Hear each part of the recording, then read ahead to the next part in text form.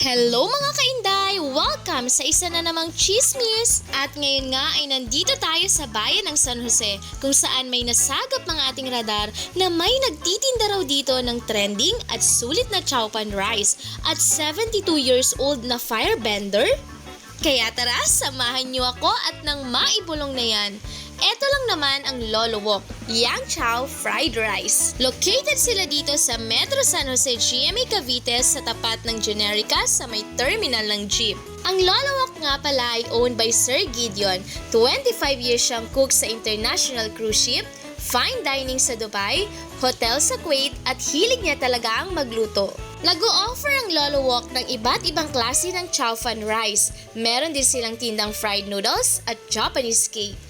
Ang price ng chowpan ni Lolo Wok ay nag-start lang for only 50 pesos up to 99 pesos para sa overload. Meron sila ditong dalawang klase ng chowpan, ang kanilang best seller na egg chowpan at pork chowpan na pwede nyong samahan ng iba't ibang toppings tulad ng Shanghai, siomai, gyoza, dumplings, hotdog at syempre hindi na mawawala ang kanilang overload na pwedeng good for two sa dami. Trending ang chowpan nila dito hindi lang dahil sa madami at masarap ang chowpan nila, kundi dahil marami ang naaaliw sa pagpapaliyab ni Tatay Gideon ng wok habang nagluluto siya ng chowpan.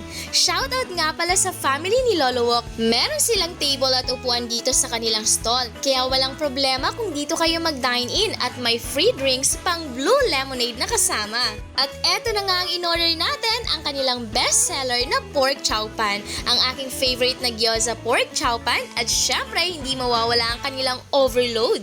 At una ko ngang tinikman ang kanilang gyoza chowpan kung saan with pork at egg na rin nga pala yung fried rice niya. Masarap at sulit. Yung alat at umami ng chowpan nandun mga kainday, hindi rin siya mamantika or oily sa bibig. Kahit nga walang toppings ang chowpan nila ay pwede na. Sunod naman ay yung overload kung saan merong dalawang Shanghai, dalawang siomai, dalawang gyoza at isang sunny side egg na toppings. Tingnan nyo naman yung dami ng chowpan sa overload nila kainday. Madami at mas malaki yung lagayan at hindi lang toppings ang dumagdag, pwede mo i-share o pwede din solo lang kayo ng alaga mo. Wala akong masabi sa luto ni Lolo Wok. Lasa mo ang 25 years of experience niya as cook sa chowpan niya. Open ang Lolo Wok everyday from 3 p.m. to 10 p.m. except Tuesday or Wednesday, depende sa araw na pahinga nila. Kaya ano pang hinihintay nyo mga kainday?